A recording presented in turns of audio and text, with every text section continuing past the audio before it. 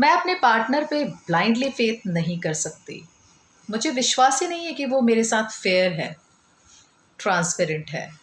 हमेशा मुझे लगता है कि वो मुझे चीट कर रहा है, या फिर हो सकता है वो मुझे चीट करने वाला है, या फिर मान ही लेते हैं कि वो मुझे चीट कर ही रहा है।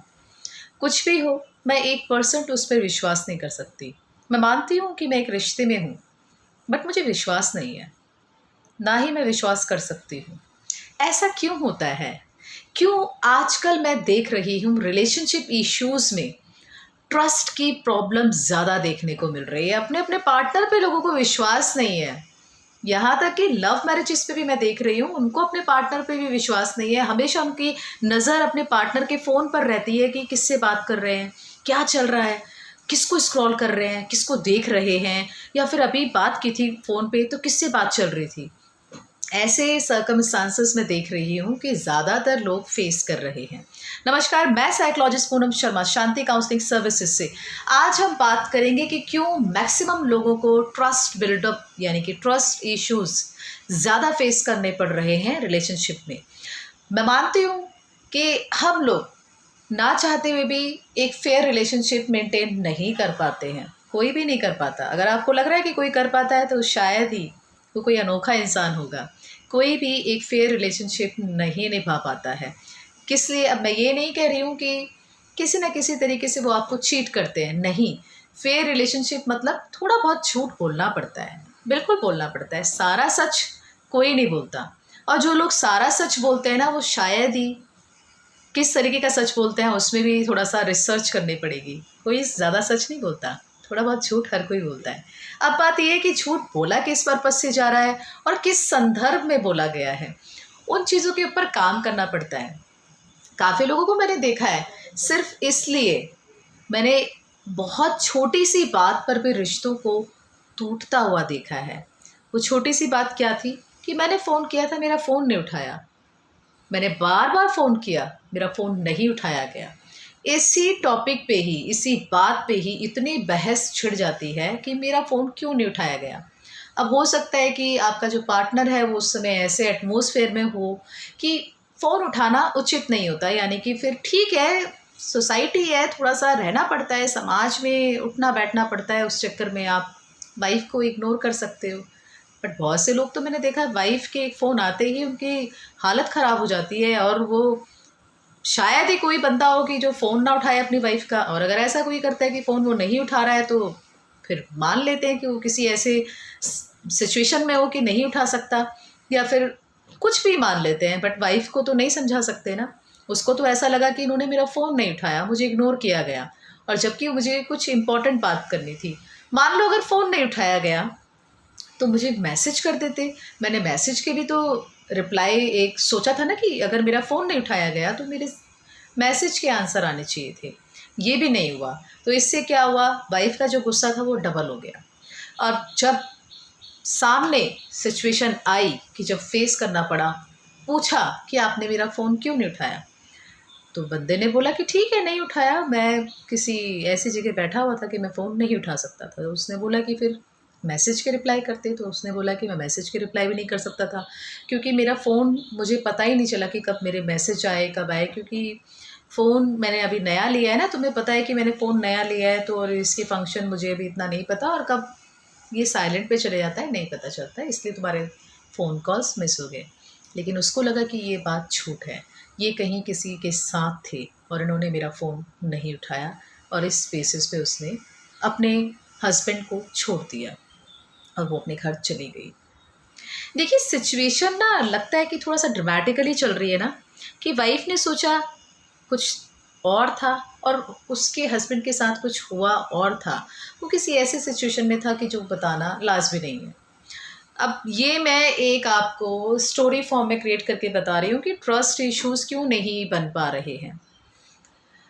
अब अगर हम इसको थोड़ा-सा साइकोलॉजिकली देखें, ट्रस्ट इश्यूज़ ना बहुत सही मायने पे काम भी नहीं करते हैं रिलेशनशिप में, बिल्कुल नहीं काम करते। कभी-कभी क्या होता है कि कुछ हमारे चाइल्डहुड मेमोरीज जो होती हैं, जो चाइल्डहुड एक्सपीरियंस होते हैं कि बचपन में ना हमें वो माहौल नहीं मिलता, वो अटेंशन नहीं मिलती अपने पेरेंट्स से, अपने केयर गिवर से, या फिर और भी सोशल ग्रुप से, या फिर अपने पेयर ग्रुप से हमें उस तरीके की अटेंशन नहीं मिलती है, तो हमारा ना एक ट्रस्ट इश्यूज़ कभी बिल्ड नहीं हो पाता, यानी कि वो स्ट्रॉन्ग नहीं बन पाता। और जब वो स्ट्रॉन्ग नहीं बन पाता तो हम हमेशा एक खिंचाव में रहते हैं कि ट्रस्ट करें या ना करें, ट्रस्ट करें या ना करें।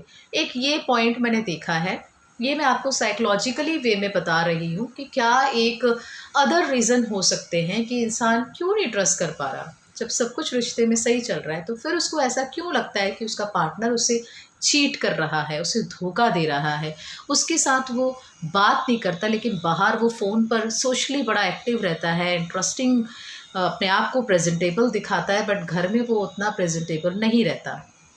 ये बहुत सी सिचुएशन मैंने देखी है। दूसरा, अगर हम साइकोलॉजिकल देखें तो कभी कभी क्या होता है कि सोशली हमें एक सोशल रिजेक्शन मिलता है। सोशल रिजेक्शन इट मीन्स कि हम अपने जब एडोलसेंस में आते हैं, हम टीनेज जैसे कह सकते हैं कि जब एडोलसेंस वाली लाइफ होती है तो उसमें क्या होता है ना कि हमें सोशल जो हमारे पीयर ग्रुप्स होते हैं वो बुली करते हैं। बुली मतलब कि हमें समझते हैं कि हम कहीं पे स्टैंड नहीं करते उनके सामने, वही लोग स्टैंड करते हैं, तो हमें ये दिखाया जाता है कि भाई तुम हमारे सामने ना कुछ भी नहीं हो, तुम ज़ीरो और तुम ज़ीरो ही रहोगे। तो इस तरीके से ना ये जो बुली करने का तरीका होता है, या फिर एक एटमॉस्फेयर बनता है कि हम जब अपने एडोलसेंस में होते हैं तो हम इस सिचुएशन को काफ़ी फील करते हैं कि सोशली हमें लगता है कि हमें हर कोई रिजेक्ट करता है। हमारी ये फीलिंग्स है कि हमें हर कोई रिजेक्ट करता है, तो हम फेस नहीं कर पाते, सोसाइटी को फेस नहीं कर पाते, और हम आइसोलेट रहना ज़्यादा पसंद करते हैं। तो वहाँ पे भी ट्रस्ट इश्यूज देखे गए। एक थर्ड पॉइंट और मैंने देखा है जो साइकोलॉजिकली फॉर्म में है, ज़्यादा माना जाता है कि अगर हमारा पास्ट अच्छा नहीं होता ना तो हमारा फ्यूचर भी अच्छा नहीं हो सकता। यानी कि पास्ट में आपके साथ ऐसी ऐसी सिचुएशंस हुई हैं कि जब आपको आपके फ्रेंड सर्कल में, आपके जिन्होंने आपके साथ एक रिलेशन बनाया था या फिर थोड़ा बहुत आपका अफेयर हुआ था, वहाँ पे आपको वो सेम चीज़ें नहीं मिली और आपका ज़्यादा रिश्ता चला नहीं और वो टूट गया। तो ये भी बात आ गई कि जब आपका एक दो रिश्ता नहीं चलता तो आप ज़्यादातर हर रिश्ते में आपको लगता है कि ब्रेकअप ही होगा। तो पास्ट लाइफ इश्यूज़ भी, जो पास्ट एक कहते हैं ना कि एक ऐसा पास्ट होता है कि जो आपको छाप छोड़ के जाता है कि आपने चाहे कुछ भी नहीं किया हो लेकिन आपको सामने की तरफ से यानी कि एक पॉजिटिव रिस्पॉन्स नहीं मिलता। फोर्थ पॉइंट और मैंने देखा है trauma. Trauma in the sense कि आपके साथ बहुत अच्छा रिलेशनशिप था, बहुत लंबा और बहुत ज़्यादा रिलेशनशिप किसी के साथ आपका चला, बट उसने एंड में आपको बोल दिया कि मैं आपसे शादी नहीं कर सकता और मैं किसी और से शादी कर रहा हूँ। तो उस सिचुएशन में क्या होता है, वो एक ट्रॉमा होता है कि ना चाहते हुए भी जब इंसान किसी और से शादी करता है तो वो सेम फीलिंग्स उसके साथ उसको नहीं मिल पाती, और उसको हमेशा लगता है कि क्या पता ये भी मुझे बाद में धोखा ना दे दे, छोड़ ना दे। मेन रीज़न यही होते हैं। और ये भी देखा गया है कि आप मान लीजिए कि कोई आपके साथ ऐसी सिचुएशन आ गई थी कि आप अच्छे से अपना 100% दे रहे थे लेकिन सामने वाले ने आपको हमेशा सिर्फ यूज़ किया। उस केसेस में भी रिश्तों में लगता है कि मैं हमेशा एक्सप्लॉइट होता हूँ, यूज़ होता हूँ मेरा, लेकिन सामने वाला मुझे नहीं समझता। तो ये these are the sign and symptoms जो हमारे ट्रस्ट इश्यूज़ को डेवलप करने में थोड़ा सा हमें प्रॉब्लम करते हैं। तो ये तो मैंने आपको बता दी है कि क्या क्या ऐसे सिम्टम्स होते हैं, क्या क्या ऐसी सिचुएशंस होती हैं जब हमारा ट्रस्ट इश्यूज़ बिल्ड नहीं हो पाता, यानी कि वो बन नहीं पाता, स्ट्रॉन्ग नहीं बन पाता। अब इसका मतलब ये नहीं कि आपको डर जाना है, आपको लगेगा कि ओहो इतनी सारी चीज़ें हैं, मतलब हम तो किसी पे विश्वास ही नहीं कर सकते, तो शादी करें या ना करें, या फिर किसी के साथ फ्रेंडशिप करें या ना करें, या लव लाइफ को जिए कैसे करें, किसी पे विश्वास ही नहीं कर सकते। ऐसा नहीं है, डरना किसी भी चीज़ से नहीं है। देखिए, जितना आप अपने फिजिकल हेल्थ पर ध्यान देते हैं ना, उतना आपको अपनी मेंटल हेल्थ पर भी ध्यान देना चाहिए। झिझकना नहीं है किसी चीज़ के लिए, आपको बात करनी है। आपको ना अपने नियरेस्ट थेरेपिस्ट, साइकोलॉजिस्ट, काउंसलर, इनके पास आपको कांटेक्ट करना चाहिए जो ट्रेंड हो। जो ट्रेंड इट मीन्स कि जो प्रोफेशनली ट्रेंड हो इन सब चीज़ों में, आपकी हेल्प करने में, आपको सुनने में। तो ये बहुत ज़रूरी हो जाता है क्योंकि वो आपको सल्यूशन निकाल कर देते हैं, आपके पास्ट लाइफ पर, आपकी उन प्रॉब्लम्स पर काम करते हैं, आपको बताते हैं कि ये डायरेक्शंस आपके लिए सही है। आपकी उन सिचुएशन के साथ वो भी डील करते हैं आपके साथ, आप अकेले नहीं होते हो। आपके साथ आपके थेरेपिस्ट जुड़े हुए होते हैं, वो आपके साथ आपका पूरा असेसमेंट करते हैं, आपको सुनते हैं, फिर वो आपको बताते हैं कि ऐसे नहीं है, ये आपके सिर्फ थॉट हैं और इन थॉट को आपको चेंज करना है, कैसे करना है वो भी बताते हैं। तो आपको बिल्कुल हिचकिचाना नहीं है और बात करनी है, कॉन्टैक्ट करना है और खुलकर एक्सप्रेस करना है अपनी भावनाओं को, अपनी फीलिंग्स को। तो डरना नहीं है, ठीक है, मानते हैं कई लोग ऐसे भी होते हैं जो बहुत पॉसेसिव होते हैं यार, बहुत ज़्यादा पॉसेसिव होते हैं, बट फिर भी वो रिश्तों में तो होते ही है ना। और कई लोग ऐसे होते हैं जो पॉसेसिव ही नहीं होते, जिन्हें कोई फ़र्क ही नहीं पड़ता कि उनकी वाइफ किसी से बात करे या फिर उनका हस्बैंड किसी से बात कर रहा है। उनके लिए तो ना ट्रस्ट होता है, ना ही एक इमोशंस होते हैं। उनको पता है कि भाई what I want just space, मुझे अपना स्पेस चाहिए और मैं उसको उसका स्पेस देता हूँ। वो कुछ भी करे, मैं कुछ भी करूँ, यानी कि इंटरफेरेंस कुछ भी नहीं होनी चाहिए। उसका काम उसको करना है, मेरा काम मेरा करना है।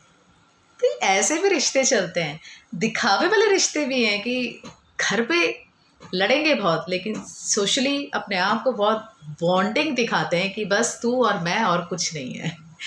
ऐसा भी होता है, ठीक है।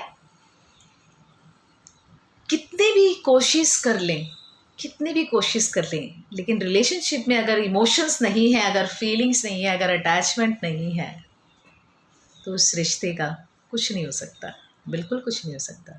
थोड़ा सामने वाले को भी समझना चाहिए कि उसकी भी कुछ नीड हो सकती है, उसकी भी कुछ डिज़ायर हो सकती है। तो आपको अगर लगता है कि ऐसी सिचुएशन आपके साथ हो रही है या आप अपने आप को दबा हुआ महसूस करते हैं, आपको लगता है कि आपको कोई इम्पोर्टेंस नहीं मिल रही है, आपको कोई नहीं समझ रहा है, तो आप मुझसे कॉन्टैक्ट कर सकते हैं। आपकी पूरी हेल्प की जाएगी, प्रोफेशनली आपको ट्रेन किया जाएगा, आपको मास्टर किया जाएगा कि कैसे आपको अपने विचारों के ऊपर काम करना है। आप पेड कंसल्टेशन ले सकते हैं। आप स्क्रीन पे लिखे नंबर पे आप मुझसे कॉन्टैक्ट करके मेरे साथ जुड़ सकते हैं। अगर ये वीडियो आपको अच्छी लगे और आपको लगता है कि ट्रस्ट के बारे में मैंने आपको सही बताया है, क्योंकि मैं जो भी बताती हूँ प्रैक्टिकल बताती हूँ, प्रैक्टिकली जो सिचुएशंस को मैंने अपने सामने अपने सराउंडिंग्स होते हुए देखा है, मैं उसके बेसिस पे कंटेंट लेकर आती हूँ जो आपको थोड़ा सा जोड़ के रखे, आपको लगे कि हाँ ये बात तो हुई थी हमारे साथ। ऐसा कंटेंट होता है मेरा। Thank you so much, thanks for watching, नमस्कार।